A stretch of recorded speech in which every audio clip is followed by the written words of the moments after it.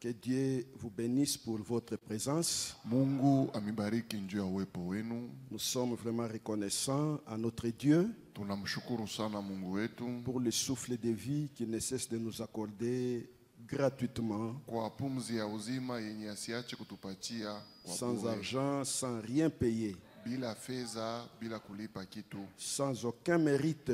bila kustahili hata kumoja. Nous devons vraiment le remercier pour ça. Kwa hili tunapasha kumshukuru juu ya Parce que hili. nous ne sommes pas plus que ceux qui meurent chaque jour. Jushe atushindie wale beko nakufa kila siku. Mais c'est tout simplement sa grâce. Lakini ni neema yake tu. Et nous devons en profiter Na tunapasha kufaidika pour nous préparer. juu ya kujitayarisha. Parce que nous sommes ici dans le temps. Juu tuko hapa mwakati, Un jour, notre séjour ici prendra fin. siku moya wakati yetu hapa itamalizika. Nous serons obligés de retourner dans l'éternité où nous étions avant. Tutakuwa mu mapasho ya kurudia mu milele ambamo tulikuwa mbele. Voilà pourquoi nous devons toujours nous préparer. Ndio kwa maana tunapasha paka kujitayarisha. Je pense que ce matin, je vais conclure avec ce message Nadhani hakuwa asubuhi ya leo mitaweka kifupi na hii ujumbe. que nous sommes en train d'écouter. Ça fait presque 2 semaines. Hii tuko nasikia karibu wiki mbili. Parce que selon ce que le pasteur m'avait dit, j'allais prêcher pendant ces 2 semaines. Juste quand lui revient, il va continuer avec l'ordre dans l'église comme il avait commencé. Kufuatana vile pastor alinielezea kwa mitahubiri muhimu wiki mbili, na wakati atarudia ataendelea na usawa mkanisa kama vile aliweza kuitangaza. Donc je dois conclure aujourd'hui. Kumbi napasha ni wiki kifupi au kumaliza leo. Lèvons-nous pour lire la Bible. Tushimame njoo kusoma Biblia. Nous lisons dans Jean chapitre 2 versets 1 à 11. Tunasoma mu Yohane sura ya pili mstari wa kwanza mpaka 11. 3 jours après, Kisha siku tatu il y eut des noces à Cana en Galilée. kukawa harusi kukanana mu Galilea. La mère de Jésus était là. Mama wa Yesu alikuwa pale, Et Jésus fut aussi invité aux noces avec ses disciples. na Yesu pia alialikwa kukaramu pamoja na wanafunzi wake. Le vin ayant manqué, Vinyo iliweza kosa. la mère de Jésus lui dit, Mama yake ya Yesu akamwelezea, ils n'ont plus de vin. hawana tena na mvinyo. Jésus lui répondit, Yesu akamjibia, femme, mwanamke, qu'y a-t-il entre moi et toi? kuna nini katikati yako na mimi? Mon heure n'est pas encore venue. Bado saa yangu haijafika. Sa mère dit au serviteur, Mama yake akielezea watumishi, faites ce qu'il vous dira. fanyeni kila atakayowaambia. Pour ne pas vous faire traîner debout ou vous asseyez, je continue avec la lecture. Juu msipate kukawa bwima, mpate kukaa niendelee na usomi. Verset 6. Mstari wa 6. Or, il y avait là 6 vases de pierre Japo kulikuwa pale byombo 6 vya mawe, destinés aux purifications des Juifs bile bilikuwa kwa njia ya kutakaswa Wayahudi. et contenant chacun 2 ou 3 mesures. Kila kiombo kilikuwa na vipimo 2 au 3. Jésus leur dit, Yesu akawaelezea, remplissez d'eau ces vases. yajeni ibi byombo na maji, Et ils les remplirent jusqu'au bord. na bakabiaza mpaka kumidomo. Puisez maintenant, leur dit-il, Shoteni sasa, akawaelezea, et portez-en à l'ordonnateur du repas. na pelekeni mkuu wa karamu, Et ils en apportèrent. na wakapeleka. Quand l'ordonnateur du repas eut goûté l'eau changée en vin, Wakati huyu mkuu wa karamu aliweza kuonja hii maji kugeuka kuwa mvinyo, ne sachant d'où venait ce vin, bila kujua kwenye litokea, tandis que le serviteur qui avait puisé l'eau le savait bien, wakati ule mtumishi aliweza kushota maji alijua mzuri, il appela l'époux akaita bwana harusi et lui dit, na kamwelezea, tout homme sert d'abord le bon vin, mutu yote kwanza anekalaka anapeleka divai nzuri, puis le moins bon après qu'on s'est enivré. kisha ile isiyo utamu kabisa, kisha bantu kulevika. Toi, tu as gardé le bon vin jusqu'à présent. Wewe ulichunga ile divai tamu mpaka sasa. Tel fut à Cana en Galilée. vile ilikuwa kukana na kugalilea. Le premier des miracles que fit Jésus. Mmoja ya miujiza ile Yesu alifanya. Il manifesta sa gloire. Akaonesha utukufu wake. Et ses disciples crurent en lui. Na wanafunzi wake wakamwamini. Je vais prier un peu. Nitaomba kidogo. Encore une fois, tendre et bienveillant Père Céleste, nous nous inclinons dans ta présence, Seigneur. Nous avons besoin de ton aide, nous avons besoin de ton assistance. Pendant que ta parole est proclamée, nous voulons que nous puissions être écartés et que ce soit le Saint-Esprit qui prend les choses en main, qu'il puisse nous parler, qu'il puisse nous convaincre, qu'il puisse vivifier cette parole en nous. Seigneur, merci, que ton onction soit sur moi, sur l'interprète, ainsi que sur toute oreille qui va écouter cette parole. Fais tout pour ta gloire, Père, car nous les prions ici avec foi, dans le nom merveilleux du Seigneur et Sauveur Jésus-Christ. Amen. Amen. Nous sommes en train de parler toujours du message « Faites tout ce qu'il vous dira ». Et avant de continuer, je voulais introduire par ce que Frère Branham dit dans ce message « Faites tout ce qu'il vous dira ».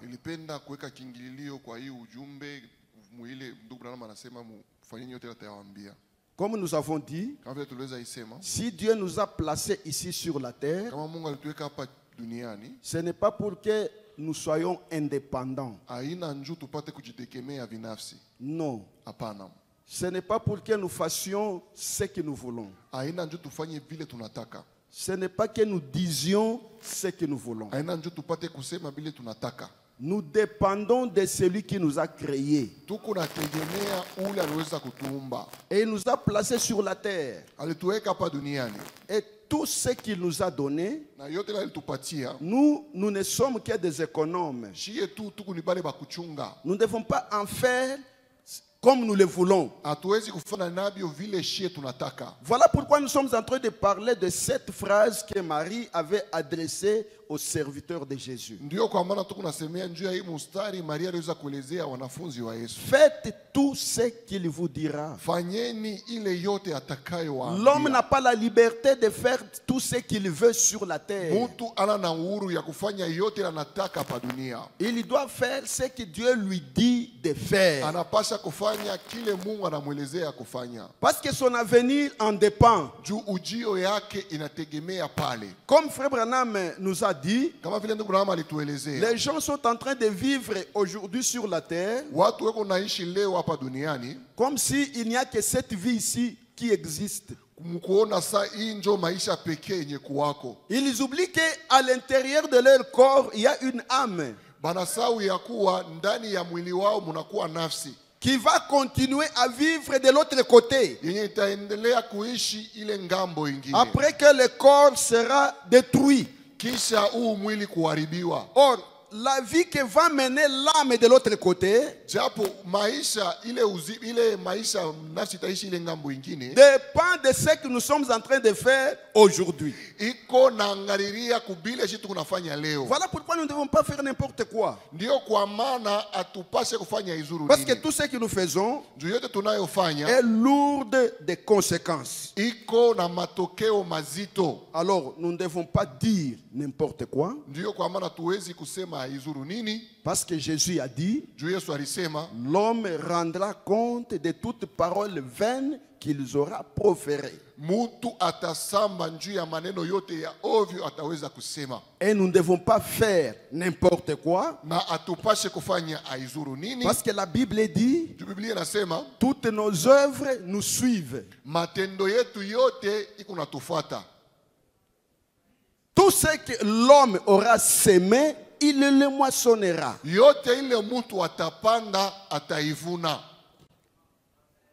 Donc, nous devons toujours faire attention à tout ce que nous disons et à tout ce que nous faisons. Voilà pourquoi Frère Branham dit ceci. Ndiyo kwa maana ndugu Branham anasema Dans ce message, faites tout ce qu'il vous dira. mwi ujumbe fanyeni yote ile atakayowaambia. Prêché le 22 juillet 1954. Nilihubiriwa mtarehe 22 Julai mwaka 1954. Je lis à la page 7, Nasoma mkaratasi 7 paragraphe 16. kifungo 16. Et puis je vais lire aussi le paragraphe 23. Kisha tasoma kifungo 23 avant de continuer là où nous sommes arrêtés le vendredi. mbele ya kuendelea nafasi tuliweza kuachia mkazi 5. Paragraphe 16. Kifungo 16. On m'a rappelé un petit témoignage Balinikumbusha ushuhuda mwa kidogo que je racontais à notre frère Joseph nilikuwa na hadisia ndugu yetu Yosefu aujourd'hui. leo. Et il a dit, Na alisema, Frère Branham, ndugu Branham, j'aimerais avoir ce témoignage. napenda nipate ule ushuhuda.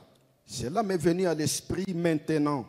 Naikumbuka sasa hivi. Rien que pour 5 petites minutes Jutu ya hii dakika 5 ou kidogo quelque chose comme ça. au kitu kama vile. Et je vais essayer de les donner. Na mitapima kuileta. Ça va être sur bande. Itakuwa pa makanda. Maintenant, écoutez ce qu'il dit. Sasa sikieni kila Maintenant, sasa je veille à chaque mot.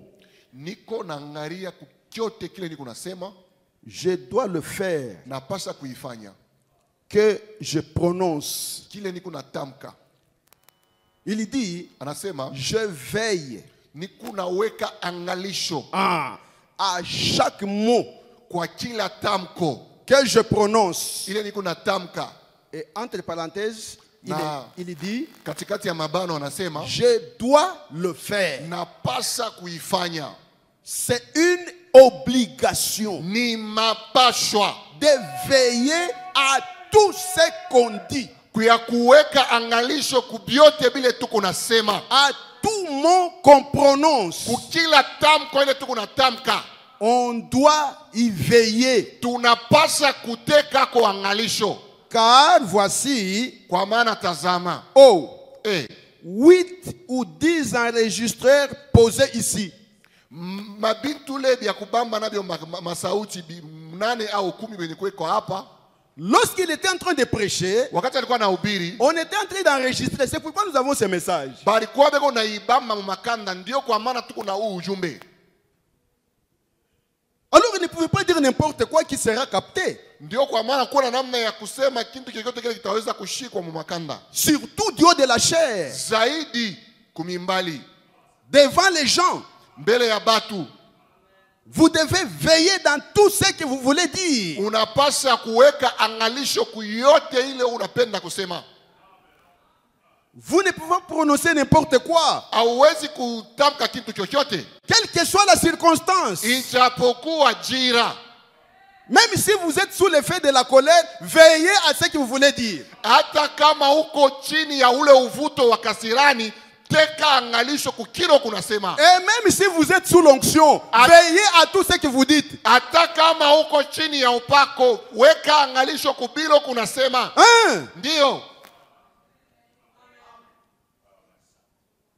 Vous ne pouvez pas dire n'importe quoi. Hauwezi kusema izuru nini. Il faut veiller. Inapasha kuweka Et angalisho. Frère Branham dit, Na ndugu Branham anasema il y a des enregistreurs ici. kukule mabyombo ya kushika masauti. Et n'oubliez pas, Na il musisaulike. y a les enregistreurs que nous voyons. Kuku byombo bile vya kushika masauti bile tuko nabyo. Mais il y a aussi les enregistreurs que nous ne voyons pas. Na kuku ile byombo ya kushika masauti benye tuonaki. Parce que Frère Branham dit, Ndugu Branham anasema dans le message, Christ est révélé par sa propre parole. mujumbe Kristo yuko mwenye kufunuliwa kwa neno yake binafsi.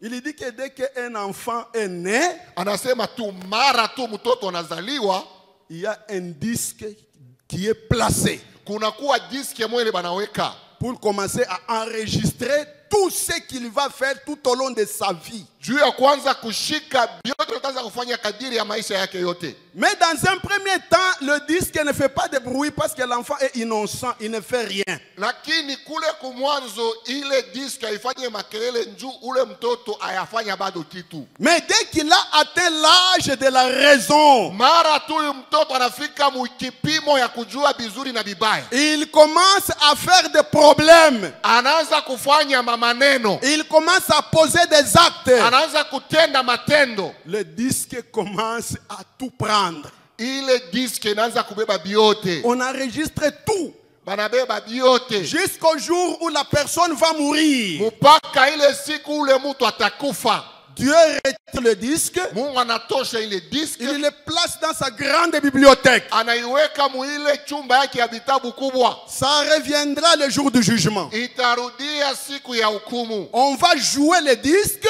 Batapitisha ile kanda. Et tout ce que tu auras prononcé. Na yote ile utakayoweza kusema. Tout ce que tu auras posé comme acte. Yote ile utaweza kufanya kama tendo. Et maintenant ce disque ici n'est pas comme nos disques à nous. Sasa hii disque hii hana kama madiske yetu. Nos disques à nous enregistrent juste la voix et les images. Lakini madiske yetu iko na shika tu ni masauti na vitu vya kuona. Mais le disque de Dieu enregistre même les pensées. Lakini ile disque ya Mungu iko na shika hata mawazo. Alors vous allez rendre compte de tout ce que vous aurez pensé. Sasa utaweza kusamba juu ya vyote bila unaweza kuwaza. Tout ce que vous aurez dit. Vyote bila unaweza sema. Et tout ce que vous aurez fait. Na vyote bila utaweza kufanya.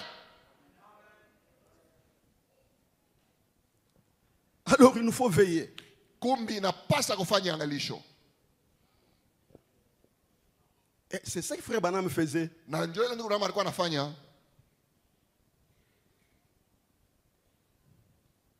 Car il y a 8 ou 10 enregistreurs posés ici. Kwamba kuku ile biombo 8 au 10 vya kubama masauti biko hapa. Il y a là votre voix. Peko pale sauti yenu. Vous voyez? Unaona? Vous devez être sûr. Munapasha kuwa yakini. Que chaque mot est correct. Ya kuwa kila tamko iko sawa. Avant de le prononcer. Mbele ya kuisema. Nous l'avions déjà dit ici. Tushaisema hapa. Comment les parents de frère Branham le conseillaient. Namna gani ndugu bazazi ndugu Branham alikuwa anamshauria. Que ça soit son père ou sa mère. Ipate kwa baba yake au mama yake. On lui disait toujours, il faut tourner votre langue 7 fois avant de parler. Tout ce que vous dites doit être correct. Alors avant de le prononcer, soyez d'abord sûr que ce que je vais dire, c'est correct. Car une fois que c'est prononcé, c'est fini. Même c'est que le langage politique qu'on a aujourd'hui, le langage parlementaire, si un député dit quelque chose qui n'est pas correct, le président le dit non, non, honorable, retirez cette parole. Oui, je retire, monsieur le président. Ah bon, il a retiré. Non. Ça reste. Frère Branham dit, si vous jetez quelque chose, il dit ça dans la parole parlée, la semence originale. Si vous jetez quelque chose sur l'eau, ça provoque des ondes. Les ondes là vont commencer à se déplacer sur l'eau jusqu'à atteindre la rive. Et puis ça revient encore.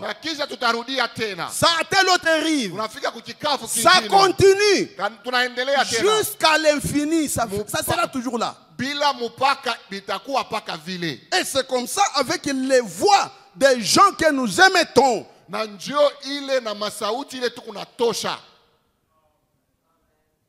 Ça continue toujours à circuler dans les ondes. Et frère Branham dit, si la science continue à évoluer comme elle le fait aujourd'hui, on sera capable de capter la voix de Jésus-Christ tutakuwa mkipimo ya kubamba ile sauti ya Yesu Kristo et l'écouter encore aujourd'hui. na kuisikia tena leo. Parce que tout ce que Jésus disait, Juu yote ile Yesu alikuwa ça anasema circule toujours sous forme des ondes. ingali na shunguruka kama mawimbi kama On ne masafa. peut pas l'annuler. Hatuwezi kuishimamisha. Et lorsque vous prononcez quelque chose, Na mara tu unatamka kitu ça reste. kinabakia. Tout ce que vous avez dit Yote kile uliweza sema va vous suivre jusqu'à la fin. vitakufuata mpaka mwisho. Mais pour les chrétiens, Lakini njoo ya Bakristo, la seule possibilité d'effacer ça, namna pekee njoo ya kuzima ile c'est appliquer le sang de Jésus-Christ. ni kuweka damu ya Yesu Kristo. C'est tout. Ndio yote. Mais les politiciens là, quand ils disent que je retire, ça, ils ne retirent jamais. Baada bafanya siasa wanasema mimi natosha kile milisema wametoshake. Et alors, nous devons faire attention Kwa hiyo tunapaswa kufanya angalisho. dans tout ce que nous disons, Yote vile tuko nasema parce que ça va nous poursuivre. juu bitatufuata. Nous devons être sûrs que c'est correct. Tunapaswa kuwa yakini ya kusema iko sawa. Ne le dites pas seulement pour qu'on voie que tu sais parler. Mushiseme tu njoo baona sema na wewe unayua kusema. Maintenant, à la page 10, Sasa mkaratasi 10 au paragraphe 23, mkifungo 23 toujours dans ce message, faites tout ce qu'il vous dira. paka mwi ujumbe fanyeni yote natakayowaambia. Il dit ceci. Anasema hivi. Élie, ce jeune homme, Elia huyu kiana est devenu chauve alors qu'il était jeune. aliweza kuwa wakipara wakati alikuwa ngali mkiana. Les petits enfants lui ont couru après Watoto kidogo waliweza kumfuata kisha et l'ont appelé vieux chauve. waliweza kumfuata kumkongo na kumuita mzee wa kipara. Et cela mit en colère ce prophète. Na ile kamuweka huyu nabii Et mkasirani. il maudit ses enfants. Na akalaani wale watoto. Et 2 ours tuèrent 42 petits enfants innocents. Na dugu mbili ikaua watoto 42 basipo kufanya mambo. Parce que ce prophète avait maudit ses enfants au nom de l'Éternel. Juu huyu nabii aliweza kulaani hao watoto mjina la milele. Ça, ce n'est pas la nature du Saint-Esprit. Ile aina umbo wa Roho Mtakatifu. Voyez-vous? Unaona? Mais Dieu traitait avec lui Lakini Mungu alikuwa anatumika naye de la même manière. mwile namna moya moya. Il nous faut veiller à ce que nous faisons. Inetupasa tuweke angalisho kwa vile tunafanya. De l'autre côté, j'ai dit, nous devons faire attention à ce que nous disons. Kungambo ingine ya kwanza mimi nilisema tunapasa kufanya angalisho kwa vile tunasema. C'est le prophète qui l'a dit. Ni nabii alisema. Et maintenant ici, il dit, Sasa hapa anasema même ce que nous faisons, hata vile tunafanya nous devons veiller. tunapasa kuweka Nous devons angalisho. faire attention. Tunapasa kukeba ange. Tout acte que nous posons, Tendo yote tunayofanya nous devons veiller pour que ça soit un acte correct. tunapasa kufanya angalisho juu ipate kuwa tendo yenye kuwa sawa. Et il n'y a qu'une chose qui est correcte, c'est la parole de Dieu. Na kupaka kitu pekee kilikuwa sawa ni neno la Mungu. Tout ce que quelqu'un peut dire, Yote ile mtu anaweza sema, tout ce que quelqu'un peut faire, yote ile mtu anaweza fanya qui n'est pas en accord avec la parole de Dieu est faux. yenye ayambatane na neno la Mungu ni ya bongo. C'est tout. Ndio yote. Voilà pourquoi nous devons faire tout ce qu'il nous dira. Ndio kwa maana tunapasa kufanya yote atakayotuambia. De la même manière, Munamna moya moya. il nous faut veiller à ce que nous faisons. Inetupasa tufanye angalisho kwa vile tunafanya. Tout ce que nous posons comme acte. Yote tunaweza kufanya kama tendo. Maintenant, il donne un exemple ici. Hapa analeta sasa mfano. Lorsqu'un malade vient, Wakati mgonjwa anakuya, soyez prudents. muwe berevu. Des fois, il y a là un péché. Mara ingine pale peko zambi. Bien-aimé, Wapendwa, je pense que vous voyez comment je vous parle. Calmement. nazania kusema muku naona vile niko nemisemezea muustare. Je clôture aujourd'hui avec ce message. Leo niko namaliza na huu ujumbe. Faites tout ce qu'il vous dira. Fanyeni yote ile atakayowaambia. Faites attention à ce que vous dites. Mufanye angalisho kubile Mungu nasema. Faites attention à ce que vous faites. Fanyeni angalisho kubile Mungu nafanya. Même dans le monde spirituel. Hata muile ulimwengu wa kiroho. Et surtout dans le monde spirituel. Na zaidi kabisa mukiwango kia kiroho. Soyons prudents. Tuwe berevu. Et il dit, Anasema, par exemple, un malade qui vient, kwa mfano mgonjwa anakuya, il a besoin de votre prière. eko na mahitaji ya maombi yako. Vous ne savez pas l'origine de cette maladie. Haujue tokeo ya ule magonjwa. Peut-être Saa zingine il a commis un péché. alitenda zambi, C'est ce qui a fait qu'il soit malade. ile ndio ilifanya akuwe mgonjwa. Mais toi, Sasa wewe avec tout l'audace, garika makamari yote, tu ne prends même pas le temps. aubeba ta muda, C'est une irresponsabilité. ni madaraka. Allez, vite, allez, viens. Mbio kuya. Moi, j'ai le don des miracles. Viens, je vais t'imposer les mains. Mie niko na kipaji kia mujiza, kuya nitakuwekea mikono. Soyez prudents. Muwe berevu. Des fois, il y a un péché. Mara fulani kuko zambi. Et si cette personne, Na kama huyu mutu, voici Monsieur Dupont, tazama bwana fulani, il y a quelques mois, il est sorti kunakuwa mienzi kidogo aliweza toka, et il a été infidèle à sa famille. na aliweza kukosa uaminifu kujamaa yake. Il a fait quelque chose de mal. Alifanya kitu kimwa kibaya, Et Dieu a permis à Satan de placer une malédiction sur lui, na Mungu alimuruhusu shetani aweke laana moja yulu yake, afin de le ramener. kusudi amurudishe.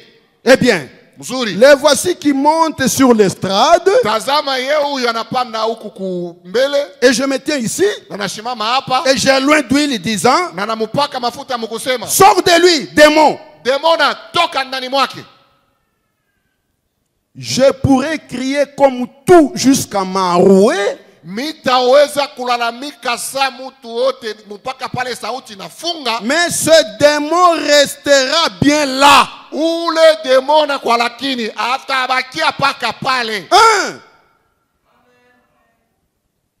Parce que tu es en train de faire quelque chose qui n'est pas en accord avec la parole. Juu uko mkufanya kitu kimoya kenya kiambatane na neno.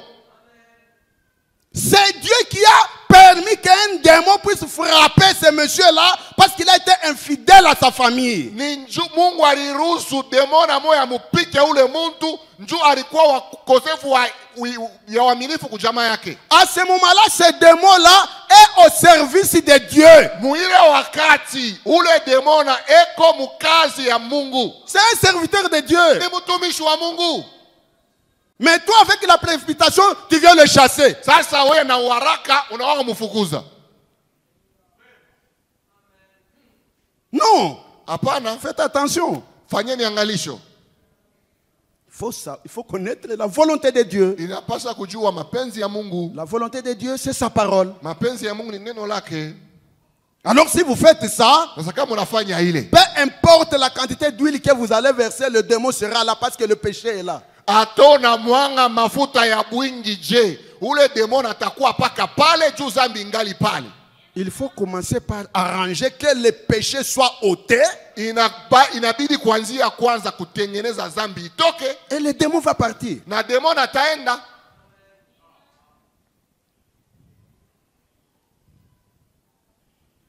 Certainement qu'il restera. Kabisa kabisa atabakia. Premièrement, Kwanza, si vous aviez votre propre pouvoir kama una mauwezo wako binafsi pour ôter cette maladie de cet homme juu ya kutosha ile magonjwa toka ndani mwa ule mtu qui est dans cet état, mwenye kuwa mwile hali, la malédiction que Dieu a mise là pour autre chose. ile laana Mungu aliweka pale juu ya kitu kingine, Et vous, na wewe vous venez ôter cela. unakuwa kuitosha Mais vous êtes en contradiction avec la volonté de Dieu. pale, unakuwa muupinzani na mapenzi ya Mungu. Si vous aviez ce pouvoir-là, Kama we uko na ule uwezo, vous alliez combattre Dieu. utamukombanisha Mungu. vous chassez les démons unafukuza demona que Dieu a placé là-bas pour corriger son enfant. ule Mungu aliweka pale njuu ya kutengeneza mtoto wake. Mais comme vous avez le pouvoir aussi, Sasa na wewe una uwezo, vous venez agir en contradiction avec ce que Dieu a déjà fait. unakuwa kutenda mkupingana na kile Mungu alikuwa shafanya. Mais heureusement que nous n'avons aucun pouvoir. Na kwa bahati mzuri shia tuna na uwezo hata mmoja. Il n'y a que Dieu qui a le pouvoir. Ni Mungu pekee mwenye kuwa na uwezo. Le pouvoir de Dieu se manifeste Uwezo wa Mungu unaonekana lorsque nous wakati sheye faisons ce qu'il nous dit de faire. tunafanya kile yeye anatuelezea kufanya. Alors il agit. Pale anatenda. Ce n'est pas nous qui agissons. Haina sheye tu kunatenda. C'est lui. Ni yeye. Nous avons juste l'étincelle Shie tu tuna kale kamoto. qui allume le feu. Kale kale kile nawasha kimoto. Le feu, c'est Dieu lui-même. Moto ni Mungu mwenyewe. Vous voyez? Munaona? Alors vous allez tout faire pour chasser des démons là, ils ne vont pas partir parce que vous n'avez pas ce pouvoir là. Utafanya yote juu fukuzo ule pepo mchafu ataenda njuu hauna na uwezo. Tu vas juste faire un spectacle mais il ne partira pas. Utafatu michezo pala ashtenda. Voyez-vous ce que je veux dire? Unaona kile napenda kusema? Vous devez être prudent. Munapasha kuwa berevu. Alors vous avez aussitôt des ennuis avec Dieu. Na wewe ukifukusha ile demona pale unapata mambo na Mungu. Voilà.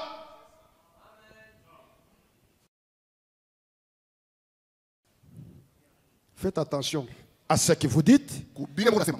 Faites attention à ce que vous faites. Faisons juste ce qu'il nous dit de faire. Et faisons-le tel qu'il nous a dit de le faire. Voilà ce que Marie avait recommandé aux serviteurs de Jésus à Cana. C'est ce qui avait déclenché le premier miracle de Jésus.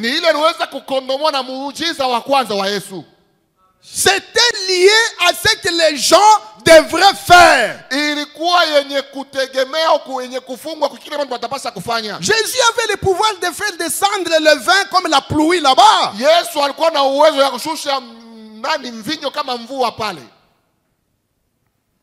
Mais il a préféré que les gens aussi participent. Vous devez faire quelque chose qui va déclencher la puissance de Dieu. Vous n'allez pas croiser les bras que Dieu fasse tout. Non. Voilà pourquoi, comme nous l'avons dit, il fallait que Moïse jette le bâton par terre pour déclencher la délivrance d'Israël en Égypte, qui devait se faire par la puissante main de Dieu.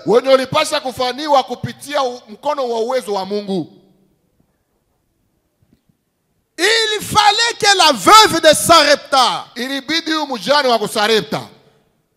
donne le petit gâteau au prophète Moïse.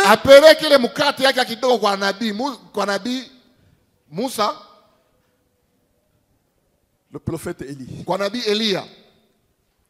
Je voulais dire Élie, mais c'est Moïse qui vient à la bouche. Oui.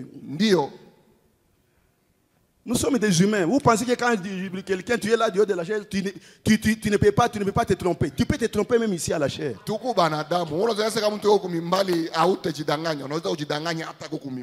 Sous l'onction. Mais tu te trompes. Alors il faut veiller dans tout ce que tu dis. Nous ne sommes pas à l'abri des attaques.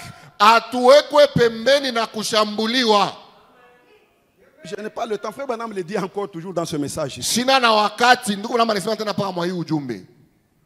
Il dit que ne pensez pas que c'est quelque chose de facile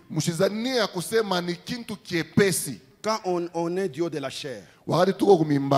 quand on est au service de Dieu, wakati tuko namtumikia Mungu, ce n'est pas une vie rose. haina maisha ya bintu vya teketeke. Non. Hapana. Il est dit dans ce message ici au paragraphe 17, vous pouvez lire si vous... Anaisema mwi ujumbe mkifungo 17 mnaweza kuisoma kama Il est dit il introduit comme ça. anaingiza kama hivi. J'imagine que beaucoup d'entre vous pensent qu'une vie de ce genre Nadhania ya kuwa bantu mingi banawazia kusema maisha ya hivi est simplement un grand prestige. ni maisha tu ya mzuri sana. Prêcher la parole, les autres pensent que c'est une vie de prestige. Hein? Bantu banazania sema ni maisha moya ya raha. Vous devenez populaire, vous êtes connu. Unakuwa na umaarufu, unajulikana. Vous vous enrichissez même. Unajitajirisha hata. Vous avez la possibilité de voyager. Unakuwa na manamna ya kusafiri. De vous taper des maisons, des voitures chères, tout ça. Ya kujiuzia manyumba, magari ya bei kabisa. Mais Branham dit que lakini Branham anasema ce n'est pas ça. Haina ile. Beaucoup d'entre vous pensent qu'une vie de ce genre est simplement un grand prestige. Bantu mingi banazania kusema maisha ya hivi ni maisha moya ya mzuri. Et que les gens vous tapotent sur les épaules. Na bantu batakupiga piga pa mkongo. Et ainsi de suite. Na kadhalika. Eh bien, na mzuri. Tout est rose. Biote biku bizuri. Comme nous le disons. Mais c'est vraiment le contraire. Lakini kweli ni kinyume. C'est la vie la plus dure. Jo maisha ya nguvu kabisa. Et la plus rude qu'un être humain puisse jamais vivre. Na ya mukazo kuyote ile mtu anaweza kupata. Vous n'avez affaire qu'à l'individu. Bien des fois, des fanatiques viennent, expriment leur désaccord et disent des vilaines choses. Je pense que c'est le Seigneur qui le permet. Cela vous garde humble avec ce genre de personnes. Vous pouvez continuer à lire. Ce n'est pas facile. Vous pensez que tout le monde est d'accord avec vous? Non. Il y a aussi des fanatiques qui n'ont rien à voir avec le salut quand ils viennent dans l'église. Ils viennent pour autre chose. Il y en a qui sont là juste pour te critiquer, pour s'opposer à tout ce que tu dis, te mettre mal à l'aise, t'attaquer, te mépriser.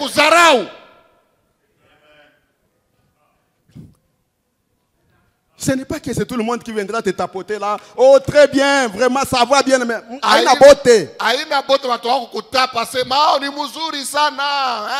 Ce n'est pas tout le monde. Il y a aussi les jaloux, les haineux, tous sont là. Ah, pourquoi il a dit ça? Si c'était moi j'allais dire ça. Ils sont contre. Ils s'opposent à toi. Ils te résistent en face. Le frère Branham dit, c'est Dieu qui le permet. Parce que ça vous aide aussi à vous garder en place. Ah, vous n'allez pas faire n'importe quoi.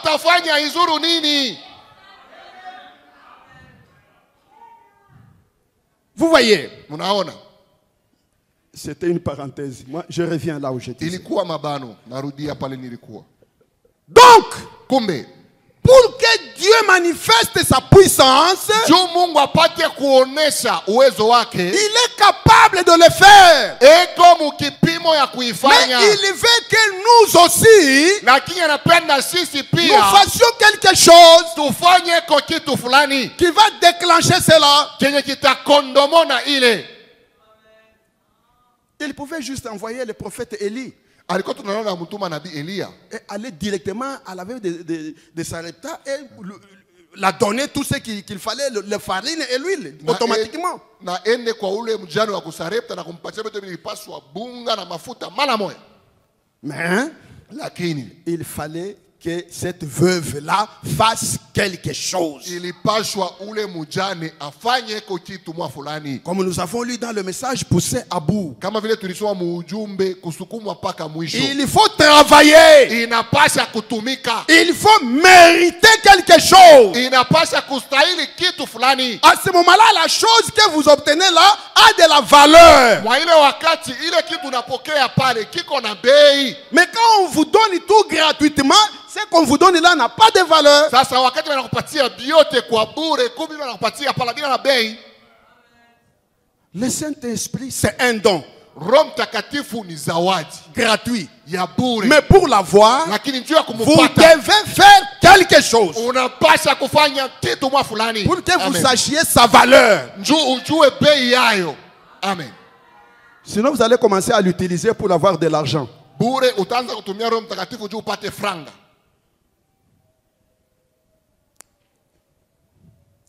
Pour que Israël soit libéré du géant Goliath, Juu Israeli afunguliwe mbele ya huyu jito Goliati. il fallait que David utilise sa petite fronde. Ilibidi Daudi atumie ile topito yake ya kidogo.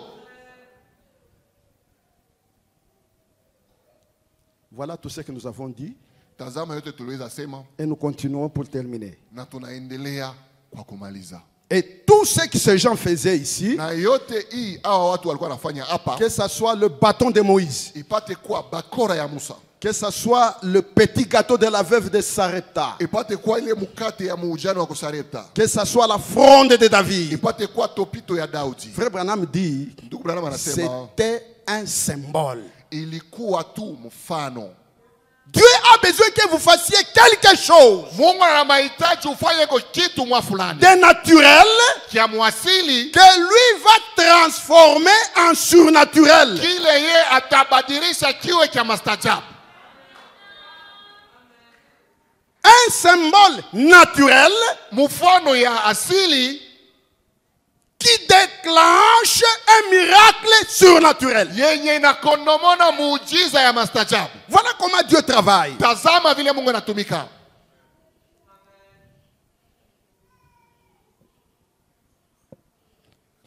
Nous l'avons lu, mais je préfère le lire encore ici. Tuliweza kuisoma lakini napendelea nisome tena hapa. Dans le message, Muujumbe, qu'y a-t-il dans ta main? muna nini mkononi mwako? Prêché le 11 juin 1955, Yenye kuhubiriwa mtarehe 11 mwezi wa 6 mwaka 1955, page 14, kartasi 14, paragraphe 28. kifungo 28.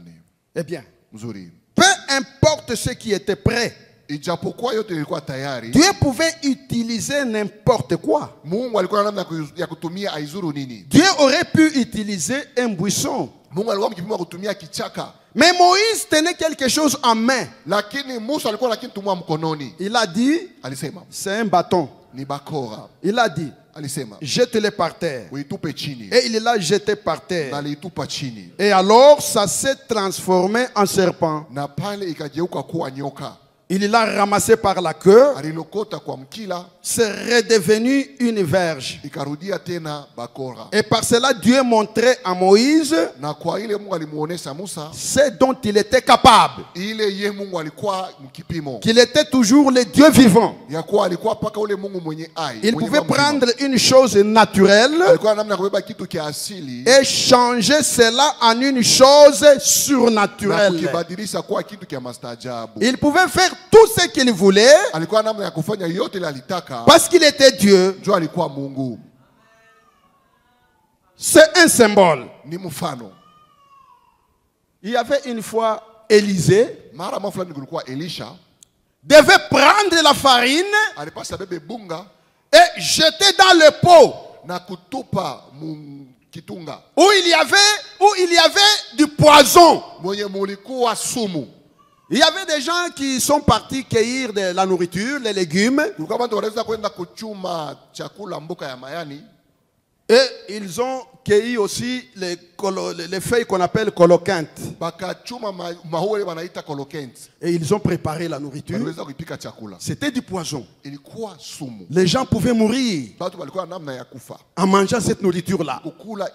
Ils ont crié: oh, homme de Dieu, la mort est dans le pot. Mais Élisée pouvait venir, prier et dire tout simplement: ok, mangez maintenant. Non. Il fallait qu'il fasse quelque chose. Quelque chose de symbolique. Il est allé prendre de la farine. Il a jeté dans cette nourriture. Il a dit aux gens: mangez, ça ne fera plus rien.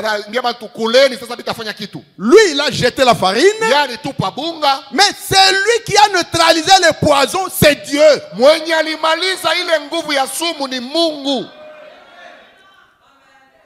Ce n'est pas lui. Il fallait qu'il fasse quelque chose. Il y avait une fois des gens qui coupaient les bois. Toujours au temps d'Élisée. Je n'ai pas le temps de tout lire tout ça, sinon je risque de ne pas terminer. Vous pouvez lire ça dans 2 Rois chapitre 6 versets 5 à 7. Parmi les gens qui travaillaient, il y a quelqu'un qui avait emprunté une hache. Mais quand il coupait, c'était au bord de la rivière. Par mégarde, la hache est tombée dans l'eau. Il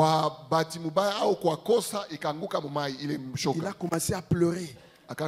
Oh, homme de Dieu, la hache ne m'appartient pas. Je l'ai emprunté chez quelqu'un. Je ferai comment pour payer cette hache?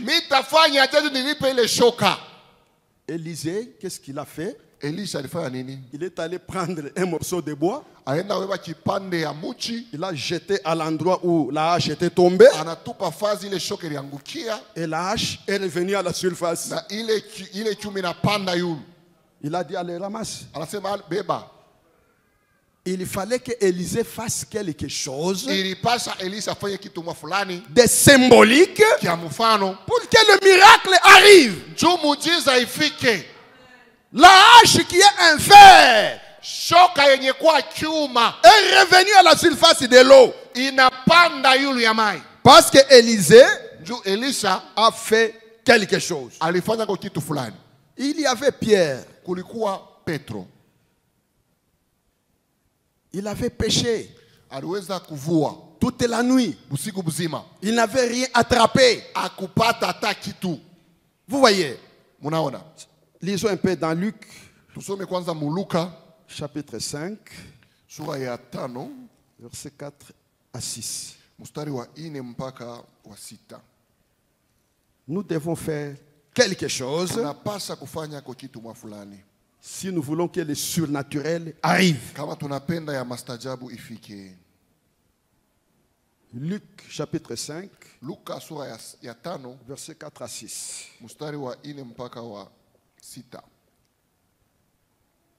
Lorsqu'il eut cessé de parler,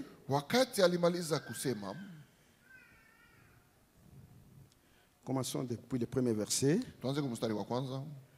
Comme Jésus se trouvait auprès du lac de Génézareth et que la foule se pressait autour de lui pour entendre la parole de Dieu, il vit au bord du lac 2 barques.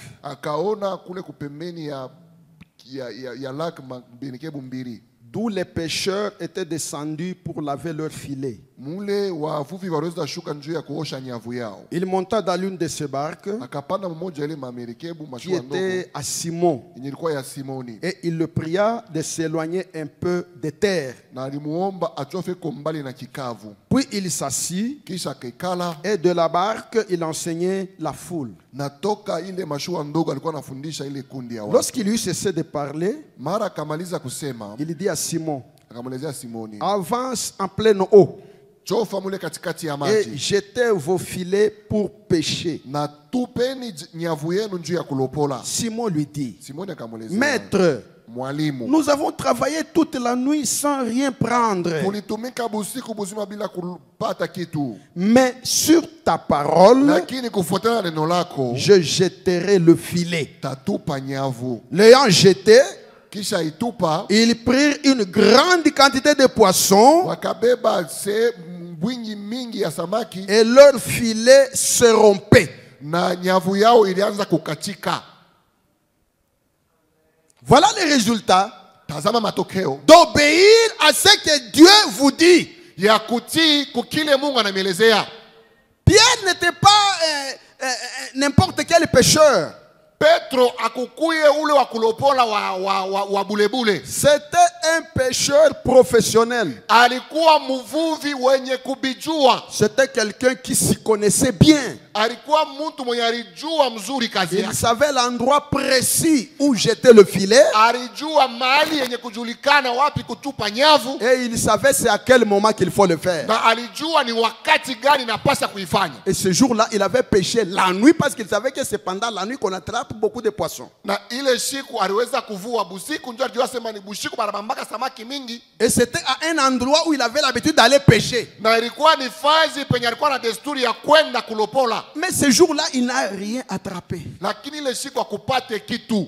Et pendant la journée, Na mchana il se préparait déjà pour rentrer à la maison. alikuwa anajitayarisha ndio arudie kunyumba Sans rien attraper. bila kupata Alors kitu. Jésus est apparu. Sasa Yesu akaonekana.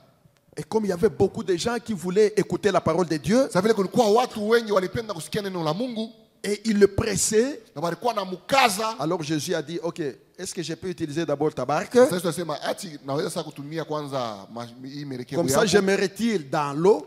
Kwanza niingie kwa mumai. Les gens restent là au rivage Watu wanabakia kule kukikavu et je peux enseigner la parole. na pale naweza kufundisha neno. Et Pierre a accepté. Na Petro alitika.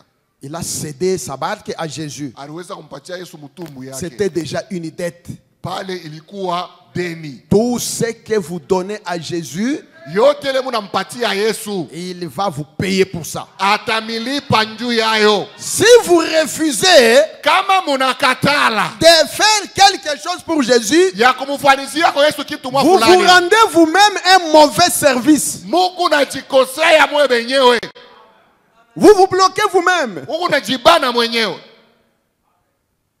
Si vous refusez de faire ce que Dieu vous dit de faire, Kama munakatala kufanya kile Mungu anamelezea kufanya, vous vous bloquez vous-même. Mungu najibana mwe benyewe. Parce que ce n'est pas Dieu qui dépend de vous, Juu aina Mungu ako namitegemea, c'est vous qui dépendez de lui. ni mwe ndio munategemea Mungu. Et alors, Pierre a cédé sa barque. Sasa Petro alianza kuacha ile mtumbu yake. Jésus est monté, Yesu alipanda, il a commencé à enseigner la parole. anaanza kuhubiri Il a neno. commencé à prêcher. Anaanza kuhubiri. Quand il a fini, Wakati anamaliza, maintenant il s'est retourné à Pierre. sasa anamwangalia Petro. Mon cher ami, Rafiki yangu mpendwa, avance jusque-là chofa mpaka pale et jette le filet là-bas. na tupa nyavu pale. Mais Pierre se rappelle, mais non, mais c'est au même endroit où j'ai pêché la nuit. Me Petro nakumbuka kwa lakini njoo mpaka pale nililopola bushiku. Mais comment il nous pointe juste à ce même endroit-là? Mais il n'y a pas de poisson là-bas. Njoo ya nini anatushontea mpaka pale? Hapana samaki pale. Maître, Mwalimu, nous avons pêché toute la nuit. tulivua busiku buzima. À cet endroit-là, Pa ile fazi. nous n'avons rien Pale. attrapé. Hatukupata kitu. Mais parce que c'est toi qui me l'as dit Sa vile ni wewe unanielezea de le faire, niifanye, malgré toute la connaissance que j'ai en matière de pêche, ijapo uwezo ijapo kujua kote kule niko nako kwenye kuangalia mambo ya kulopola samaki. je mets d'abord cette connaissance à côté. Ule ujuzi kwanza na uweka pembeni. J'exécute ce que ce monsieur qui n'a jamais pêché me dit. Mina timiza kile huyu mtu ayavuaka kila nanyenyezea. Je vais le faire. Taifanya. Pas raisonner, Hapana kufikiri. pas réfléchir, Hapana kufikiri. pas discuter, Hapana kubishana. pas commencer à faire des recherches. Hapana kwanza kufanya matafutizi. Pour qu'il puisse d'abord te prouver comment est-ce qu'il y aura les poissons là-bas. Non. On ne marche pas comme ça avec Dieu. Quand il vous dit quelque chose, il ne faut pas raisonner. Faites ce qu'il vous dit. Et Pierre a jeté le filet là-bas. Parce que c'est la parole, c'est Jésus qui lui a dit. Il fait ce que Jésus lui a dit. Il a jeté. Quelques minutes après, il a commencé à tirer, ça ne venait plus. C'est plein de poissons. Beaucoup de poissons. Et on a commencé même à appeler les voisins. Venez nous aider, il n'y a pas moyen. Voilà le miracle. Frère Branham dit ceci dans le message sur ta parole.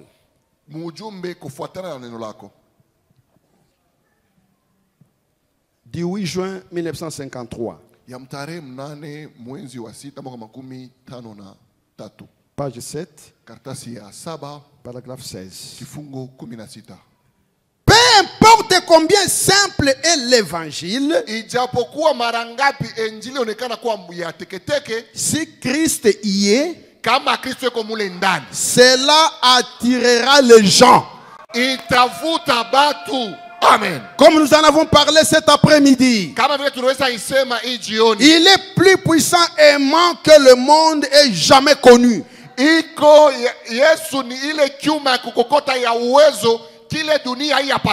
J'attirerai tous les hommes à moi.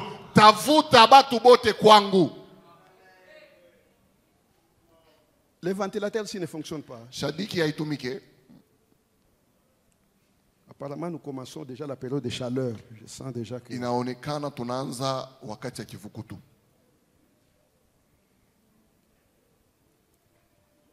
Il dit. Alors quand la foule s'est accrue, je les vois regarder autour. Je crois qu'ils savaient que cette barque était là. Ainsi, il monta dans la barque. Il dit, Pierre, mets-toi juste un peu de côté. Je voudrais prêcher un moment.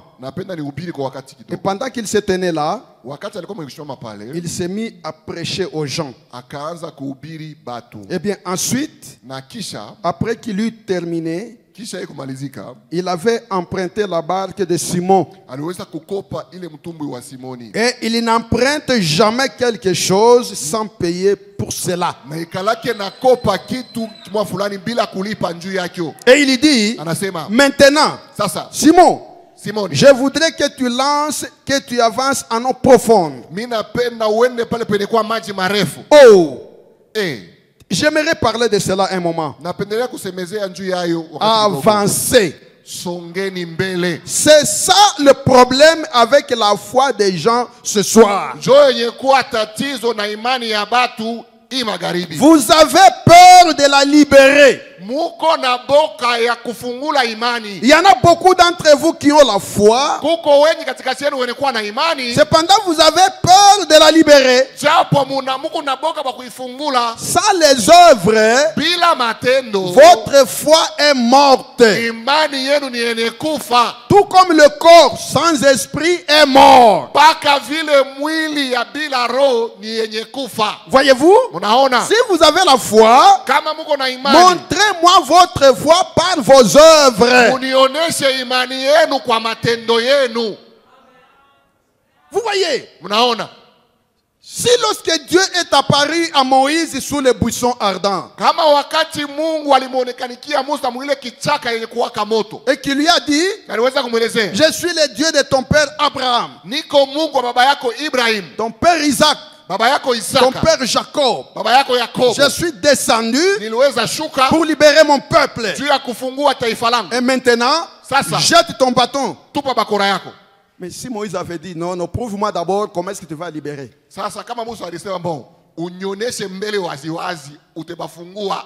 Mais ça serait un jeu de ping-pong. Toi commence. We anja. Non, non, toi commence. We anja. Non, non, toi. Pana. Non, non, c'est toi. Ni weye. Finalement, Mwisho ya le yote. résultat sera comment? Matokeo itakuwa je? Si la veuve Kama huyu pouvait mjane dire non, non, alikuwa tu anasema me hapana. demandes que je te donne le gâteau que je dois manger avec mon fils. Ulinilomba mkate na mimi napaswa kula na mtoto yangu. Et alors s'il n'y a pas, il n'y a pas la suite, Sasa kama ile itafuata inako. il faut être prudent. Hein? Inapaswa kuwa mwerevu. Mambo ya Mungu abaingiaki tu hivi na mikulu yote mbili. Dans les affaires de Dieu, ne s'engage pas à plein pied comme ça. Non. Attention, Fanya tu as angalisho. regretté. Tu risques de regretter. Vous savez qu'il y avait des gens qui avaient agi comme ça au temps de Noé. Mnajua sasa kulikuwa bantu watendaka vile wakati wa Noa. Des croyants frontaliers. Mwaminifu wa kumupaka. Ils ont dit, Balisema. on ne sait jamais, hein, Bon, pengine ce que ce vieux est en train de dire ici, hivi huyu mzee unasema hapa. qu'il y aura la pluie, Sasa kutakuwa mvua, il y aura de l'eau. kutakuwa maji. Peut-être il a raison, Pengine kuna mais sheria. on n'a jamais vu ça. Lakini hatuye bionaka. Est-ce que c'est la vérité? Ati ni vya kweli? On ne sait pas. Hatujui. Bon, est-ce que c'est faux? Ati ni vya bongo? On ne sait pas. Hatujui. Mais il nous demande d'abandonner tous nos biens, Lakini natuomba tuache vitu vyetu vyote. toutes nos activités, Makazi yetu yote. tous nos commerces, Mabiashara vyetu et vyote. que nous allions entrer dans cette histoire qu'il a construite là-bas. Na twende tuingie mwile kintakanya lienga kule. Que nous soyons enfermés là-bas Na tufungiwe mule ndani. avec les animaux, Na banyama nous tous là-bas. shebote mule ndani. Est-ce qu'il y a des climatiseurs là-bas? Basi mule ndani Mungu kama baridi kwa Mungu kintu tupatia kivukuto kama On va kivukuto. commencer à respirer comment? Parce que cette histoire n'a pas de fenêtre. Il n'y a qu'une seule fenêtre qui est au-dessus. Tutapumuzika je juu kile kikintu kile akira na dirisha njoo madirisha yote kuyulu. Bon, alors si la pluie ne vient pas, Sasa bon asa kama mvula ipike. toutes nos histoires que nous avons abandonnées, si nous allons les récupérer comment? Hivi vitu yote tulibiacha huku tulibipata tena je? Alors comme ça, Sasa hivi kwa hivi faisons ceci. tufanye hivi. Nous allons déménager. Tutama. Allons construire à côté de l'arche. Twende tukaenge pembeni ya safina. Et on a construit des kiosques tout autour de l'arche. Na barienga maduka kando kando pale. Activité commerciale. tout Les autour de activités l'arche. commerciales là.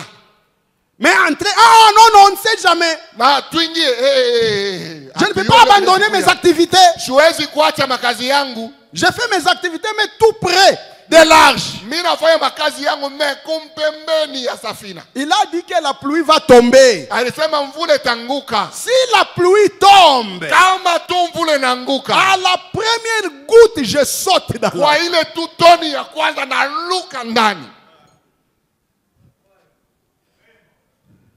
Non, Hapana. ça n'était pas arrivé comme ça. Haikufike vile. Ils ont été détruits. Baliweza kubomolewa. Vous voyez, Unaona? vous faites ce que Dieu vous dit de faire. Mwe mufanye kile Mungu anamilizea. Le reste, Ili binabakia. ça ne vous regarde pas. Abimiusu. Il sait ce qu'il va faire. Anajua kila atafanya. Tout ce qu'il fait est surnaturel. Yote leo unafanya ni ya mastajabu. Tu ne peux pas le comprendre. Hawezi kuvielewa. Non. Hapana. Toi, fais ce qu'il te dit de faire. Wewe fanya kila nakuelezea kufanya. Le reste, ça le regarde. Binabakia, binamwangalia. Et il ne te décevra jamais. Na hata kufezelesaka kamwe. Dieu n'a jamais déçu. Mungu hayafezelesaka. Dieu n'a jamais échoué. Mungu hayashindwaka. Dieu n'a jamais menti. Mungu hayalandaka. Fais ce qu'il te demande de faire. Fanya kila nakuomba kufanya. Tu verras les résultats. Utaona matokeo. Voilà Amen. pourquoi Frère Branham nous disait, Ndio kama ndugu alikuwa anatuelezea. avec assurance, Na hakikisho. petits enfants, Watoto kidogo. ne faillissez pas. Mushianguke kamwe. Restez avec ce message. Bakieni na ujumbe. À la fin, hein, vous Mwishoni me donnerez raison. tanipatia sheria.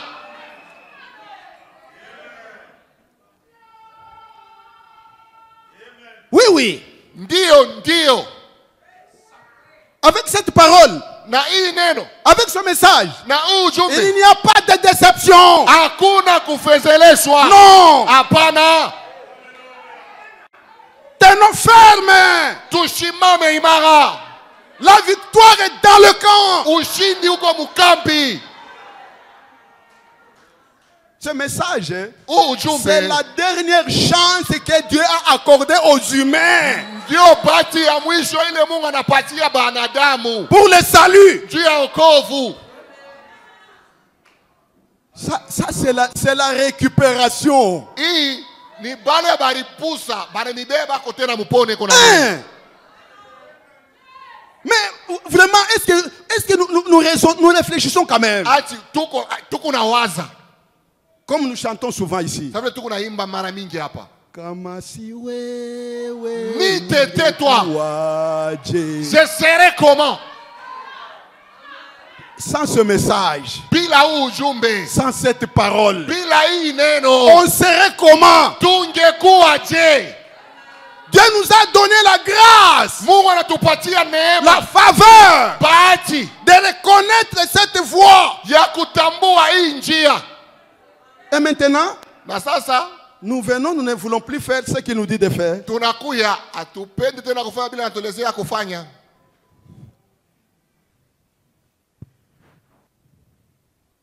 Eh bien, Mzuri, voyez-vous, mnaona Paul justifiait donc Abraham par la foi. Paulo aliweza kumhesabia haki Ibrahimu kwa imani. Jacques l'a justifié par les œuvres. Yakobo alimhesabia haki kwa matendo. Paul dit qu'Abraham fut justifié par la foi. Paulo anasema Ibrahimu alihesabiwa haki kwa imani. Romains 4. Waroma 4. Et ensuite Jacques vient et dit Na kisha Yakobo anakuja anasema qu'il fut justifié par les œuvres. Yakobo alihesabiwa haki kwa matendo. Maintenant, Sasa tous les deux, bote bawili, l'un a confirmé l'autre. kila mmoja aliweza kuhakikishia mwenzake. Or, Japo Paul parlait de ce que Dieu avait vu, Paulo alikuwa anasema ya kile Mungu aliona, sa foi. imani yake. Jacques, lui, Yakobo yeye parlait de ce que l'homme avait vu, alikuwa anasemezea kile mtu aliona, ses œuvres. matendo yake. Quand Amen. Dieu a envoyé le prophète Élie chez la veuve de Sarepta, c'est parce que Dieu avait déjà vu dans cette veuve-là qu'elle avait la foi. Wakati Mungu alituma Elia kwa mjane wa Kusarepta, ni juu Mungu alikuwa sasa kuona kusema ule mwanamke alikuwa na imani. Il a su que cette femme-là ne va pas résister. Alijua sema huyu mwanamke atakangala, Elle va obéir atati parce qu'elle a la foi. juu eko na imani. Mais Élie Lakini ne voyait Elia pas cette foi-là. ile imani hakukuwa naiona. Élie devait voir l'acte posé par la veuve. Elia alipasha kuona tendo yenye kutendwa kwa huyu mjane. Et c'est ce qui a déclenché le miracle. Na ni ile likondomo na mjiza. Et si vous dites, Na kama mnasema j'ai la foi en Dieu, niko na imani mwa Mungu, et que vous ayez peur de mettre votre foi à l'œuvre, na unakuwa na boka ya kuweka imani yako mutendo, alors cela ne vous fera aucun bien. na ile imani haitakusaidia Vous kukitwa. devez avancer. Unapasha songa mbele. Aujourd'hui, Leo c'est ça le problème avec les gens de ce monde. ndio tatizo na batu ba mwi dunia. Beaucoup d'entre eux ont la foi, Wenye katikati yao weko na imani, mais ils ont peur d'avancer avec cela. lakini beko na boka ya kusonga mbele nayo. Vous avez simplement peur de vous engager un petit peu. Uko tu na boka ya kujiingiza tena kwa zaidi kidogo, De dire simplement, na kusema tu bien, mzuri, je peux tout faire avec Christ qui me fortifie. naweza kufanya yote na Kristu anayenitia nguvu. Amen. Amina. Regardez à lui qui a dit, Mumwangalie yeye aliweza sema, avance en eau profonde uende pale pa maji marefu et jette le filet pour tirer. na utupe nyavu njuu ya kukokota. En d'autres termes, Munamna ingine ya kusema, je peux entendre Pierre dire, naweza umsikia Petro kusema, bon Seigneur, lakini Bwana, eh bien, nous sommes des pécheurs. mzuri, tuko wavuvi. Eh bien, nous sommes nés et avons été élevés ici à côté de la mer. tulizalikwa na balitukomesha huko kumpembeni ya bahari. Eh bien, nous savons quand la lune est dans une position favorable Tunajua wakati mwezi iko msimamo ya bahati et quand tous les signes sont favorables. na wakati malama yote iko ya mzuri. Il n'y a même pas un seul poisson dans cette eau. Muimai amuna tandakala. Eh bien, nous avons peiné toute la nuit. Tuliteswa bushiku bujima. Et nous savons que les signes sont favorables. Na tunajua kusema hii malama iko ya faida. Et nous n'avons même pas attrapé un seul poisson. Na atukupata hata samaki moya. Nous n'avons rien attrapé. Atukupata hata kitu. Et puis toi, Na ukisha tu wewe. viens ici me dire de retourner aux mêmes eaux Wewe unakuja hapo niambia sema nirudie pa ile maji moya où moya. j'ai pêché à la Seine, Penye pale niliweza kulopola. de jeter mon filet pour attraper des poissons, Nitupe pale nyavu yangu tu nipate samaki. en remplir toute une barque. Na niaje mtungi mzima. Eh bien, ça c'est impossible. Nzuri hii haiwezekane. S'il avait dit cela, Kama tu alisema vile, il n'en aurait pas alors attrapé. kumbi asikupate kuipata. Si Pierre avait dit, ah non, Kama non, Petro alisema hapana. ici, Hapa. mais nous avons pêché toute la nuit ici. Yesu tulilopola hapo bushiku bujima. Il n'y a rien. Hapana kitu. C'est impossible. Il n'y Haiwezekani. a pas moyen. Hakuna namna. Si Pierre avait dit ça, Kama tu Petro angesema vile, il n'aurait pas eu de poisson. angepata samaki. Il allait rentrer chez lui sans poisson. Alipasha kurudia kwake bila samaki. Et Jésus allait perdre quoi? Na Yesu alipasha potesha nini? Parce que juste après ici, Juu kisha tu hapa nous allons le voir. tutaiona. C'est l'autre exemple qui va suivre. Ni mfano mwingine itafuata. Pierre, lui, a ramassé les poissons parce qu'il a fait ce que Jésus lui a dit. Il est allé avec ça à la maison. Est-ce que c'est Jésus qui a pris ces poissons-là? Ye Petro kisha kufanya kile Yesu alimuelezea, alilokota samaki yote alinda nayo kunyumba. Haina Yesu alinda naye.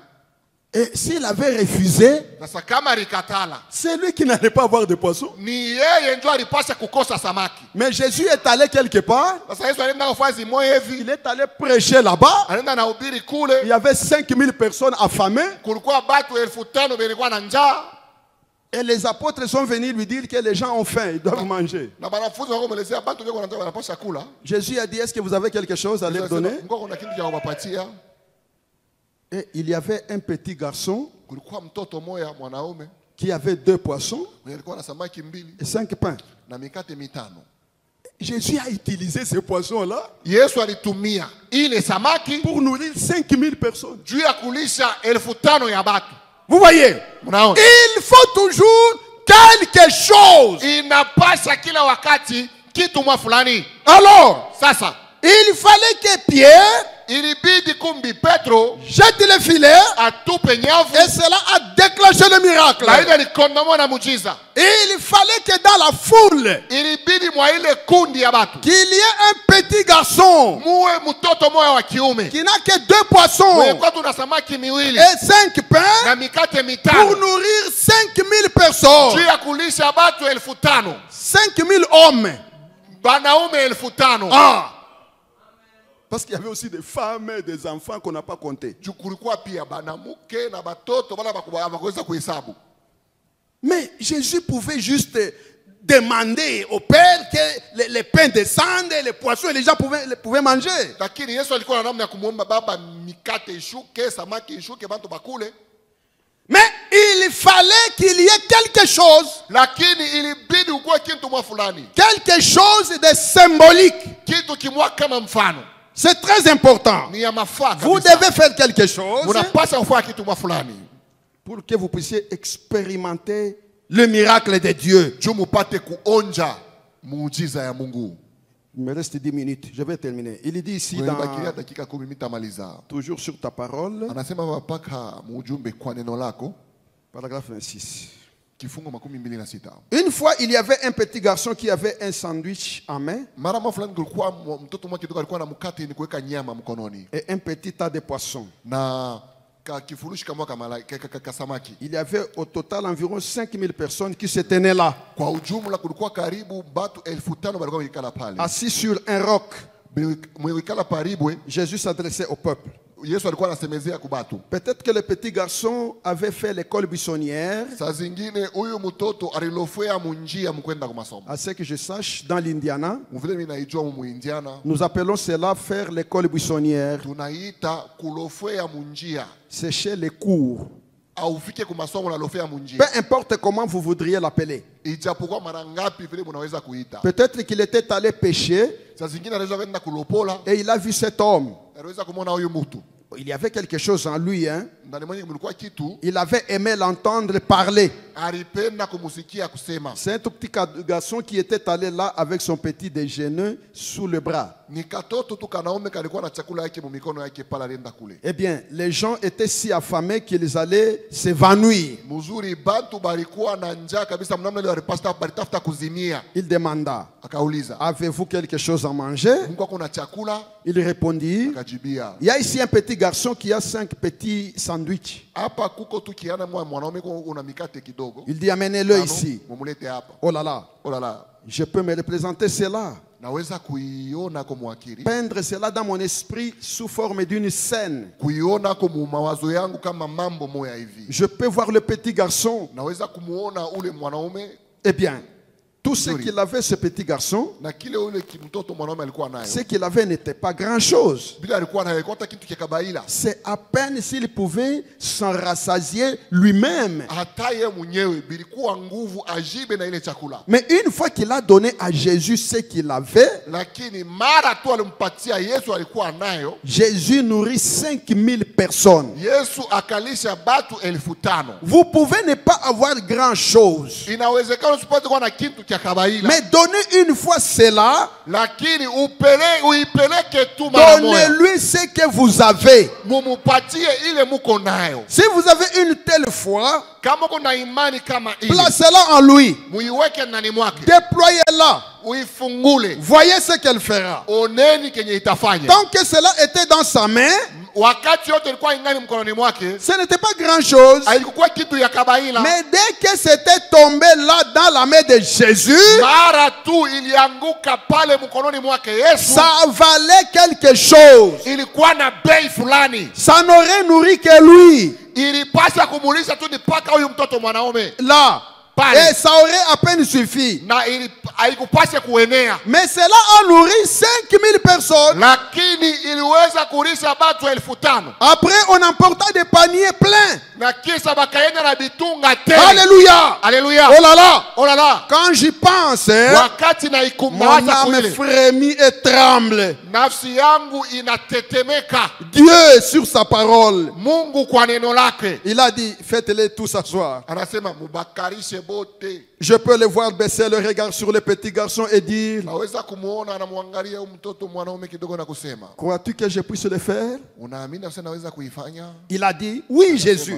Ndio Yesu. Je te soutiens. Na kushikamiza. Je crois que tu peux le faire. Naamini yako naweza kuifanya. C'est ce qu'il essaye de trouver ce soir. Ndio kile Yesu anatafuta kupata hii magharibi. Quelqu'un ayant la foi, mtu mwenye kuwa na imani, comme celle d'un enfant, kama ile ya mtoto, qui prendra position et dira, ulatabeba msimamo na kusema, Jésus, Yesu, je crois que tu peux le faire. Naamini yako unaweza kuifanya. S'il peut trouver quelqu'un pour faire cela, kama anaweza kupata mtu njoo ya kuifanya, il le fera. Ataifanya. Mais si vous battez en retraite, lakini kama wewe unarudia kumkongo, et que vous dites, na unasema, je ne sais pas, sijui, j'ai simplement peur, niko tu na boka, je sais que je te crois, najua sasa mimi nakuamini, mais je ne, lakini si, il ne peut pas vous utiliser. hawezi kukutumia. S'il y a quelque chose d'impuissant, kama kuku kitu kiasipo uwezo, c'est bien quelqu'un qui est dépourvu de caractère, ni mtu mwenye kukosa tabia, qui prétend être chrétien, ule eko nazania kusema eko Mkristo, et qui a peur de se tenir sur ses convictions. lakini eko na boka ya kusimama pa bila anaamini. Dieu n'a pas besoin de poltrons comme cela. Mungu ana mahitaji ya batu ba osho kama bale. Il ne peut pas les utiliser. Hawezi kuwatumia. C'est comme le vieux Buddy Robertson. Iko kama bwana Buddy Robertson. Je lisais son livre. Nilikuwa nasoma kitabu yake. C'était vraiment un homme. Ilikuwa ni kweli mwanaume. Il a dit, alisema, Seigneur, Bwana, donne-moi la fermeté unipatie kwa ule uimara d'une scie en rondin ya ile kisumeno kia simbala, et accorde-moi beaucoup de sagesse na unipatie hekima mingi au très fond de mon âme. mule mupana kabisa wa nafsi wangu, Et laisse-moi combattre le diable unyache nikombanishe shetani aussi longtemps que j'aurai une dent dans la bouche. wakati yote mitabakia hata na rino rimoya kinwani. Ensuite, Kisha je les mastiquerai avec les gencives tanza kumuluma na mabole jusqu'à ce que je meure. mpaka pale nitakufa. C'est le genre de foi Ni imani ya et vile de détermination na ule uimara qu'il nous faut. wenye tupashwa. Quelqu'un qui fera quelque chose Mutu ule atafanya kwa kitu fulani sur ta parole, Seigneur. kufuatana na neno lako Bwana. Oui, monsieur, Ndiyo mabwana, sur ta parole. kufuatana na neno lako. Il a dit, Alisema sur ta parole, Seigneur, kufuatana na neno lako tout ce Bwana, que vous demanderez en mon nom, je le ferai. yote ile mutaomba mjina langu teifanya. Alors sur ta parole, Seigneur, Na kufuatana na neno lako Bwana, mais voici, mimi hapa je viens. nakuja. Voilà la détermination Tazama ule mpango wa imara qu'avait le frère Bidi Robinson. ule ndugu Budi Robinson alikuwa nao. Je vais commencer à mordre le diable Tamuumiza shetani meno avec une seule dent. na ile rino rimoya, Même quand toutes les dents sont parties, hata pale mitakosekana na je meno, continue à les mordre avec les gencives. taendelea na kumuluma na mabole. Voilà les gens que Dieu honore. Jo wale bantu Mungu anaheshimishaka, Les gens qui sont déterminés. bantu benye kuchukua mpango imara. Maintenant, je termine avec le dernier exemple. Sasa namaliza kwa mfano wa mwisho Le 7e maintenant. ya saba. Sasa C'est frère Branham. ni ndugu Branham. Il y avait une fois, Kulikuwa mara mwa fulani Dieu devait apparaître à frère Branham sous forme d'un tourbillon. Mungu alipasha kumuonekanikia ndugu Branham munamna ya mpepo ya kuzunguka, Mais il devait faire quelque chose lakini ndugu Branham alipasha afanye kwa kitu moja hivi de symbolique. kama mfano, Faites quelque chose de naturel kufanya kwa kitu kia asili que Dieu va transformer en quelque chose de surnaturel. kile Mungu atageuza kiwe kitu kia mastajabu. Si vous ne faites rien, Kama ufanye kitu vous n'aurez rien aussi. hautapata na wewe kitu. Vous devez faire quelque chose. Unapaswa kufanya kitu mwa fulani. Il dit dans Dieu dévoilé. Anasema mahubiri Mungu mwenye kujifunua. Il est 12 heures et nous allons nous arrêter par là. Tunakuwa saa 6, tutamalizia pale. Dieu dévoilé. Mungu mwenye kujifunua. Prêché le 14 juin 1964. Ilikubiriwa mtarehe 14 mwezi wa 6 mwaka 64. Je lis dans la traduction de La Voix de Dieu, Nasoma mkugeuza kwa La Voix de Dieu. page 7, Karatasi ya 7, paragraphe 34. kifungo 34. Bon, Sasa l'homme a toujours, mzuri, kile wakati mtu c'est dans la nature de l'homme, ni umbo ya mtu, il a cherché à voir physiquement Dieu. alitafuta amuone Mungu hivi mumwili. Il a toujours voulu le voir. Mtu anapendaka paka muone. L'homme a façonné des créatures qui lui ressemblent. Mtu aliweza kufanya biumbe vyenye kufanana naye. Parce qu'il a cette soif-là de voir Dieu. Juu mtu anikalaka na ile kiu ya kumuona Mungu. Nous tous, nous avons la soif de voir Dieu. Shebo tuko na kiu, amu ya kumuona. C'est pour cela que nous sommes ici. Ni kwa sababu hiyo tuko hapa. Nous ne venons pas pour voir un homme. Atukuye nje tumuone Mungu. Parce que les hommes, nous les voyons partout où nous sommes. Juu batu kote kule tuko tulibaona. Mais nous voulons voir Dieu. Lakini tunataka kumuona Mungu. Et c'est légitime. Na ni iko halali. L'homme doit avoir la soif de Dieu. Mtu anapasha kuwa na kiu ya kumuona Mungu. Il veut le voir. Anapenda Et kumuona. maintenant, s'il ne parvient pas à le voir, Na kama mtu asifikie kumuona Mungu, alors il commence à se fabriquer lui-même quelque chose sasa yeye mwenyewe anaanza kulifanizia kwa kitu mwa fulani qui devienne des dieux pour lui. bile vitu binakuwa miungu njuu yake. Et là, il devient idolâtre. Na pale anakuwa kuabudu sanamu. Il commence à adorer n'importe quoi. Anaanza kuabudu aizuru nini. Alors, Frère Branham dit, Na ndugu Branham anasema sasa, les Indiens adoraient le soleil. wa India walikuwa naabudu jua. Et nous trouvons en Afrique différentes formes d'animaux. Na Et tout. Muafrika tunapata hali ya kuonekana fulani fulani ya banyama na vyote. Et là-haut, le mat totémique en Alaska. Na kule ile biombo kama mifano kule kwa Alaska. Et différentes formes, selon eux, Na hali fulani fulani ya kuonekana kufuatana nao. représenteraient ces dieux. Bitakuwa na onesha ule Mungu. Comme Paul le disait à Athènes, cette fois-là, Kama Paulo alikuwa anasema kule kwa Athene ile Umara, à l'aéropage, kule kwa Aeropage. il leur a dit qu'ils étaient superstitieux Alibiletea sasa bakimijimu. quant à ces dieux inconnus, Kwenye kuangalia ule Mungu basi abajui. dont ils savaient qu'il était là, Bale ule balijua kusema ule Mungu kwako, mais qu'ils ne connaissaient pourtant pas. lakini japo abakumjua. Et alors, Na sasa nous voyons même à une époque aussi reculée que celle de Job. tunaona tena mule wakati ya zamani kama ile ya Yobu. Job savait qu'il y avait un Dieu. Yobu alikuwa sema kulikuwa Mungu. Il le savait. Alijua. Et il n'y a pas un être humain Na hakuna mwanadamu avec toute sa tête na akili yake yote sawa qui ne sache qu'il doit forcément y avoir quelque chose quelque part. mwenye ashijua ya kusema kwako Mungu muye vifazi mwa fulani. Et donc Job voulait lui parler. Na kumbi Yobu alipenda kumsemezea. Et je voudrais vous faire remarquer sous quelle forme Dieu a choisi de parler à Job. Na napenda nimioneshe munamna gani hali gani ya kuonekana Mungu alipenda kuzungumza na Yobu. Dieu était voilé quand il a parlé à Job. Mungu alikuwa mwenye kufunikwa wakati anaweza kusumbulia na Yobu. Il était voilé dans un tourbillon. Alifunikwa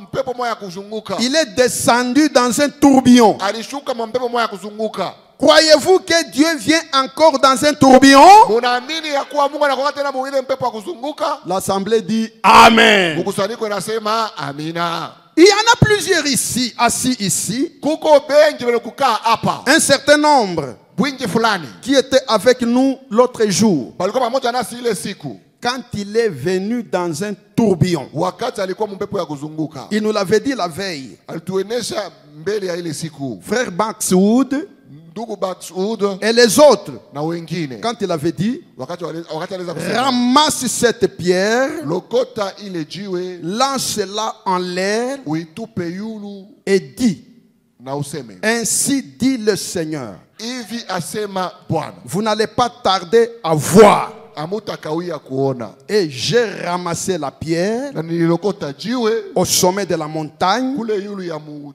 Je l'ai lancé en l'air. Na nilitupa yulu. Et naturellement, Na kwa asili en descendant, mkushuka c'est ce qui a déclenché le tourbillon. nileweza kukondomona ile mpepo wa kuzunguka. Voyez-vous, Unaona? la succion qui a été créée.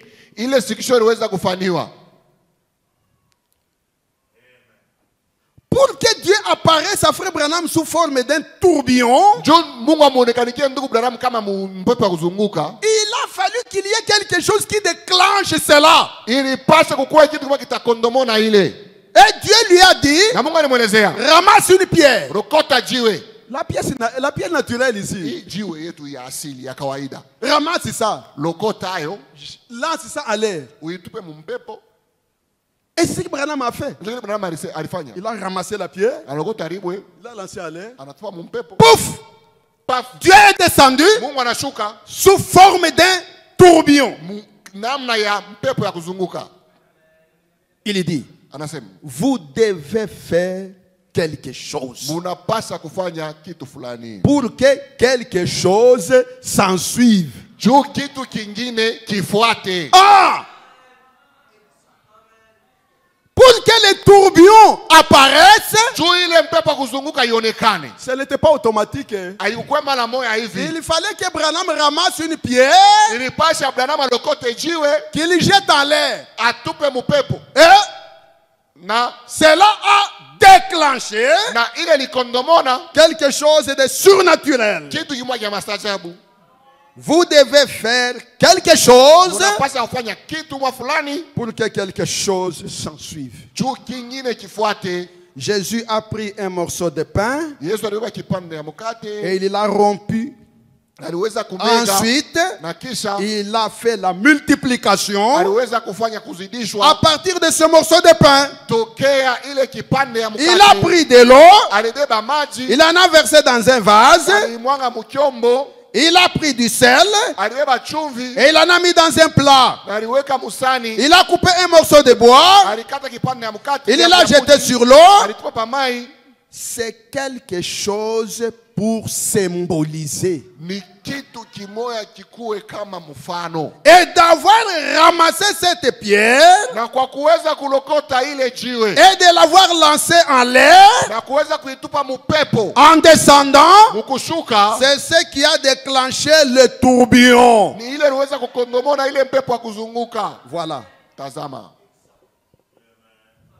Faites quelque chose fanyeni kitu mwa fulani et quelque chose s'en suivra. na kingine kitafuata. Il y a un exemple que Frère Branham avait dit dans un message ici, je n'ai plus le temps de lire. Kuko mfano mmoja ule alisema hapa muujumbe mwachina na wakati tena ya kuisoma. C'est dans quel message, mon Dieu? Ni muujumbe kani? Dans le message présumé. Muujumbe kuzania. Il y avait un frère qui avait son frère qui était épileptique. Kulikuwa ndugu mmoja alikuwa na ndugu yake alikuwa na magonjwa ya kifuafua. Pour qu'il soit guéri, Njoo apone. Frère Branham a dit à ce frère-là, Ndugu na mwenyezo le ndugu, dès qu'il pique la crise d'épilepsie, mara tu ananguka kifuafua, enlève-lui la chemise, umutoshe shati, va jeter dans le feu. wendo itupe mumoto, Il sera guéri. atapona. Et ce frère-là a cru cela. Na ule ndugu aliamini. Dès que son frère est tombé, Mara tu ndugu yake il est ananguka, allé arracher la chemise, anabeba il a jeté dans le feu. anatupa mumoto, Terminé. kunesha. L'épilepsie est partie. Kifuafua wawawe, Faites quelque chose. mufanye kwa kitu mwa fulani. Dieu aime voir la manifestation de votre foi. Mungu anapenda kuonekana kwa imani yenu. Lorsque vous faites quelque chose pour lui, Wakati unamfanizia kwa kitu fulani, ce que vous allez recevoir en retour, ile utapokea kwa kurudisha, ça sera surnaturel. itakuwa ya mastajabu. Ça sera quelque chose que vous n'allez pas expliquer, Itakuwa kitu kile utashinda kufasiria, que vous n'allez pas mesurer, kile utashinda kupima, que vous n'allez pas comprendre. kile hautaelewa. Ça sera quelque chose Itakuwa kitu kimoya qui va vous amener jusque dans l'éternité. kitakupeleka mpaka mumilele. Que Dieu vous bénisse. Mungu amibariki. Inclinons nos têtes. Tuinamishe vichwa. Mon frère et ma soeur, Ndugu yangu na dada yangu,